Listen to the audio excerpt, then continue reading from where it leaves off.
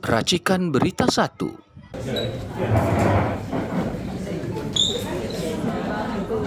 Mas, awas dong mas. Mas, Faidan. Mas. Nah, ya gitu. Anaknya masih kecil-kecil, Pak.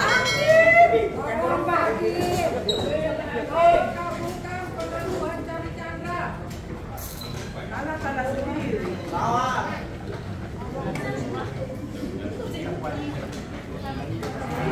Sabar Pak, sabar. Lama betul nunggunya, lama betul nunggunya. Mas, awas dong mas. Faidan. Mas. Nah, ya gitu. Anaknya masih kecil-kecil, Pak. Selamat sore semuanya rekan-rekan media yang telah menemani kami dalam sidang perdana atas nama klien kami Cari Chandra. Ya, hari ini Senin tanggal 2 Juni 2025 adalah sejarah baru ya. Perlawanan Cari Chandra melawan oligarki perampas tanah Pantai Indah Kapuk II. Jadi perkara ini adalah sesungguhnya adalah sebuah simbol perlawanan rakyat yang terzolimi karena tanahnya dirampas oleh Hagwan dan Antoni Salim. Jadi perkenalkan, kami di sini adalah penasihat hukum dari beberapa kantor hukum. Tentu kami dari LBH AP Pimpinan Pusat Muhammadiyah yang sejak awal melakukan pendampingan dan advokasi terhadap Cari Chandra dan korban-korban perampasan tanah yang lainnya. Insya Allah kami tetap konsisten sebagai bagian dari dakwah amar ma'ruf nahi mungkar. Selain dari LBH PP Muhammadiyah juga di sini ada dari tim kantor hukum Fajar Gora dan rekan, dan juga dari kantor hukum Bang Kosinudin Sarjana Hukum. Jadi kami selaku kuasa hukum yang ditunjuk oleh Cari Chandra untuk melakukan pembelaan terhadap perkara yang hari ini sudah dimulai. Hari ini adalah agendanya pembacaan dakwaan yang disampaikan oleh Jaksa Penuntut Umum. Ini kurang lebih ada 3 halaman ya. Ini menurut kami surat dakwaan yang sangat singkat. Jadi saya tidak melihat apakah jaksa betul-betul serius dalam menangani perkara ini, karena ini bukan semata-mata kasus pemalsuan dokumen, tetapi adalah kasus yang sesungguhnya sangat menjadi perhatian kita bersama. Bagaimana oligarki selama ini selalu melakukan tindakan kriminalisasi terhadap pemilik tanah yang tanahnya tidak mau dijual dengan harga yang murah. Jadi sama sekali bahwa Cari Chandra tidak melakukan sebagaimana yang didakwakan ya oleh Jaksa Penuntut Umum, yaitu pasal 263 ayat 1 junto pasal 55 ayat 1 KUHP. Jadi oleh karenanya atas surat dakwaan yang disampaikan oleh Jaksa Penuntut Umum, kami tim kuasa hukum akan mengajukan eksepsi atau tanggapan atas dakwaan yang telah dibacakan tadi. Insya Allah eksepsi akan kita sampaikan pada tanggal 10 Juni 2025 atau hari Selasa yang akan datang. Dan oleh karenanya maka kami akan mempersiapkan eksepsi karena kami melihat surat dakwaan yang dibacakan tadi yang sudah disampaikan oleh jaksa itu menurut kami kabur, tidak cermat, tidak jelas. Jadi hanya fokus kepada masalah pemalsuan dokumen. Tidak melihat fakta bahwa tanah itu secara de facto, jaksa sudah mengakui bahwa tanah itu seluas 8,7 hektar secara de facto memang sudah dikuasai oleh pengembang PIK 2 melalui PT Mandiri Bank Makmur, di mana direkturnya adalah Nono Sampono. Jadi agak mengherankan kalau kemudian tanahnya sudah dikuasai oleh pihak lain, Cari Chandra malah juri di penjara pemilik tanahnya sebagai ahli waris daripada Sumita Chandra. Itu poinnya. Dan pada kesempatan tadi kami juga menyampaikan kepada hakim agar Cari Chandra ditangguhkan penahanannya. Jadi kami sudah mengajukan surat penangguhan penahanan dari beberapa tokoh dan beberapa aktivis. Moga-moga nanti hari Selasa permohonan penangguhan penahanan atas nama Charlie Chandra bisa dikabulkan oleh Majelis Hakim. Amin. Dan yang berikutnya, alhamdulillah tadi juga kami telah diberikan berkas perkara dari Jaksa Penuntut Umum. Jadi kami berharap agar sidang-sidang yang akan datang selalu disupport, didukung oleh para pendukung semuanya, para tokoh aktivis. Karena ini adalah simbol perlawanan rakyat Banten melawan oligarki perampas tanah Pantai Indah Kapuk 2. Demikian sebagai penjelasan dari awal. Penjelasan awal saya lanjutkan kepada yang lain. Silakan Pak. Ya. Assalamualaikum warahmatullahi wabarakatuh. Waalaikumsalam. Tadi sudah sampaikan pembacaan dakwaan terhadap saudara Charlie Chandra, di mana memang dalam dakwaan tersebut ya memang hanya 3 lembar ya. Jadi begitu kita perhatikan memang jaksa tidak terlalu serius ya menangani masalah ini. Karena memang dalam dakwaan tersebut ada pasal 265 dan pasal 55 itu disebutkan pemalsuan dokumen. Dalam arti lahan yang pemiliknya adalah Charlie Chandra itu memang sampai saat ini lahan tersebut sudah dikuasai oleh pengembang. Dalam hal ini mereka untuk menguasai untuk proyek yang lebih besar.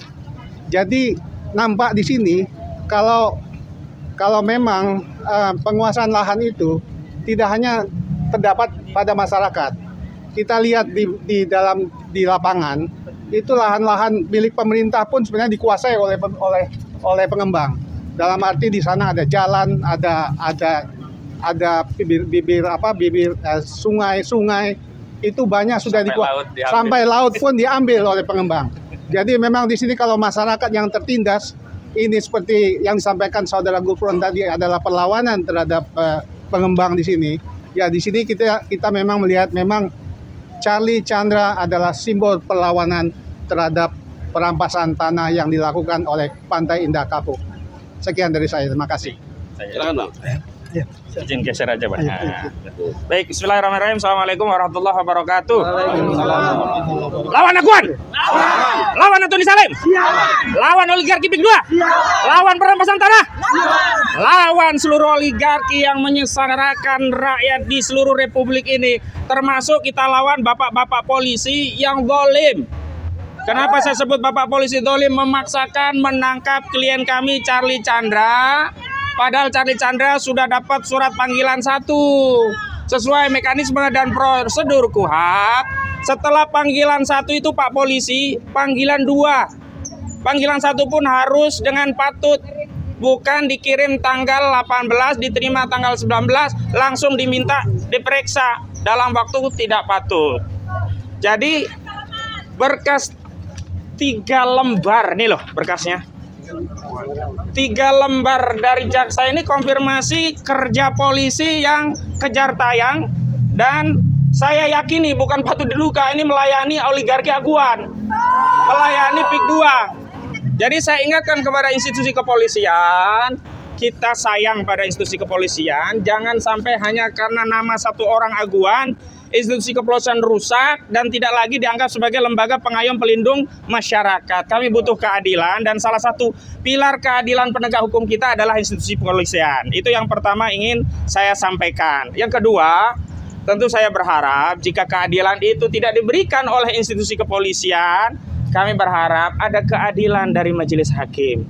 Di antara parameter keadilan itu adalah mudah-mudahan Selasa depan pada sidang selanjutnya majelis hakim memberikan penangguhan terhadap Charlie Chandra. Amin. Kenapa? Karena asas dalam hukum itu adalah presumption of innocence, asas praduga tidak bersalah. Saudara Charlie Chandra meskipun statusnya terdakwa tidak boleh dianggap salah sebelum ada putusan pengadilan. Dan dalam KUHAP menahan terdakwa tersangka itu bukan kewajiban. Betul. Itu hanya wewenang. Wewenang yang diberikan oleh aparat penegak hukum baik polisi, jaksa termasuk hakim karena ada alasan subjektif. Apa itu? Kekhawatiran terdakwa melarikan diri, menghilangkan barang bukti atau mengulangi tindak pidana lagi. Dan tadi kami sudah memberikan keyakinan kepada majelis hakim bahwa terdakwa tidak akan melarikan diri, menghilangkan barang bukti atau melakukan tindak pidana yang dituduhkan kalaulah itu benar. Kenapa? Karena sudah ada jaminan. Bukan hanya jaminan dari aktivis, ada juga tokoh tadi sudah saya sebutkan, ada Pak Saididu memberikan jaminan. Saya sudah kontak juga mantan Ketua KPK Pak Abraham Samad juga siap memberikan jaminan. Tadi ada juga jaminan dari keluarga, jaminan dari pengacara semua. Jadi tidak ada lagi ruang subjektivitas untuk melakukan penahanan. Karena apa? Segala kekhawatiran itu sudah kami jamin. Selanjutnya saya ingin masuk ke materi dakwaan. Ini lucu ini dakwaan ini. Inilah bentuk dari polisi melayani oligarki aguan. Lawang tanahnya di sini dakwaan dikatakan punya, ya klaimnya ya, The Pit Nio. Lah kok yang melaporkan Bangun Mandiri Makmur. Ini pengkhianat juga ini Direktur Nono Sampono melayani aguan. Berapa orang banyak di penjara gara-gara Nono Sampono. Laporan Nono Sampono ini sudah banyak membuat orang-orang yang punya hak, punya tanah, sudahlah tanahnya dirampas, orangnya juga dizolimi. Pak Nono Sampono, tobat Pak. Jangan sampai kezaliman itu belum sempat ditutup di dunia dan akan berlanjut ke akhirat tuntutan itu. Dan tidak dicintai kezaliman untuk kepada siapapun. Jadi sekali lagi Charlie Chandra ini adalah konfirmasi bahwa perjuangan aktivis yang melawan oligarki Pik 2 bukan perjuangan rasis, bukan anti Cina, anti Tionghoa. Bahkan Charlie Chandra yang rasis, yang keturunan Cina saja, Tionghoa, juga jadi korban dalam kasus Pik 2 ini. Jadi saya ingatkan bahwa dakwaan ini jadi konfirmasi nih, bahwa memang kerjaannya nggak benar, semua kerja tayang. Patut diduga dapat duit semua ini. Dapat duit semua ini, oknum di kepolisian ini dapat duit. Ya. Jadi tidak mungkin ada uang kita diberitahu ini P21 mau serah terima. Lah kok tiba-tiba ditangkap? Kita dapat surat panggilan ke-1. Kok tiba-tiba dijemput paksa? Ini ngawur. Mohon maaf ya, kita hidup itu kan berdasarkan kewenangan atas undang-undang. Jaksa bekerja berdasarkan undang-undang kejaksaan. Hakim bekerja berdasarkan undang-undang kehakiman. Polisi bekerja berdasarkan undang-undang kepolisian. Pengacara bekerja berdasarkan undang-undang nomor 18 tahun 2003 tentang advokat. Tapi ketika instrumen ini masuk dalam penegakan hukum, semuanya harus tunduk namanya Kitab Undang-Undang Hukum Acara Pidana. Dan kitab itu yang dilanggar oleh kepolisian. Sudah memberikan surat panggilan ke-1, bukan surat panggilan kedua yang dilayangkan, langsung penangkapan. Ini pelanggaran atau pelanggaran? Pelanggaran! Ya, dan terkait dakwaan, di pasal 143 KUHP, dakwaan itu harus dibuat secara jelas, cermat, dan lengkap. Ini nggak jelas. Sebenarnya yang jadi korban itu Denit Pio atau Agung Sedayu. Kenapa kalau disebutkan tanah itu punya The Pit Nio, kenapa yang melaporkan, udah almarhum nih orangnya ini, kasihan kalau saya sebut namanya, nambah dosa aja dia, itu mewakili PT Bangun Makmur Mandiri, Bangun Makmur Mandiri ya.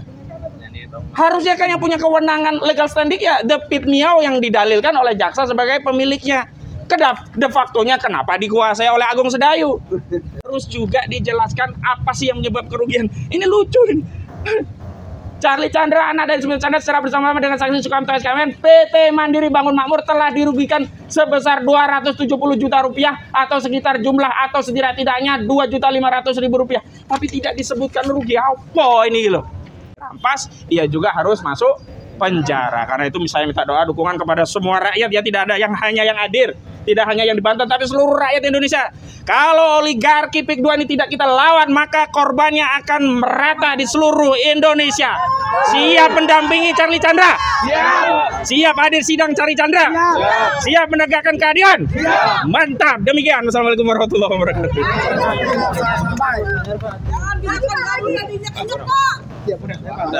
Satu aja. Tadi di dakwaan itu disebutkan bahwa ketika Pak Charlie mau balik nama, tanah itu sudah dikuasai oleh PT Mandiri Bangun Makmur berdasarkan kuasa dari ahli waris Pik Nio. Nah itu pendapatnya gimana? Apakah boleh seorang sebuah korporasi atau seseorang menguasai tanah hanya berdasarkan surat kuasa? Oke, jadi saya ingin tanggapi bahwa memang benar ya, tanahnya itu ya dikuasai oleh PT Mandiri Bangun Makmur, anak perusahaannya Agung Sedayu Group, gitu ya. Artinya secara nyata bahwa memang tanah ini nyata-nyata telah dirampas, ya. Kalau kita lihat kronologis nanti, itu nanti masuk dalam pokok perkaranya bahwa itu tanah itu dalam bentuk empang awalnya. Ada ikannya, tiba-tiba datang preman, ormas datang mengusir orang yang menggarap empang itu. Ya, sehingga keluarganya Cari Chandra, dalam hal ini Sumita Chandra, akhirnya terusir. Karena empangnya sudah dikuasai oleh ormas waktu itu. Dan kemudian tanah itu sekarang sudah dalam kekuasaan Agung Sedek Group.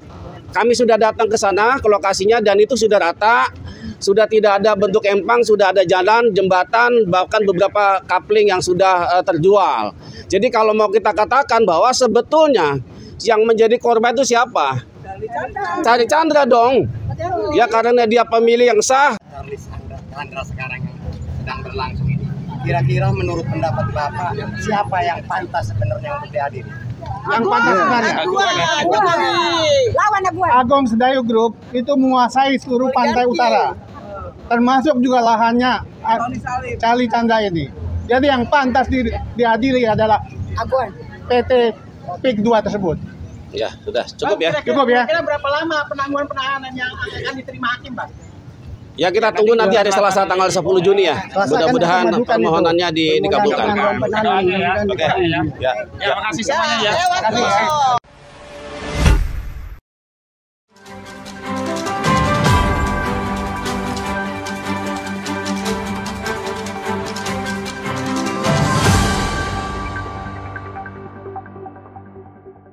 Racikan Berita 1.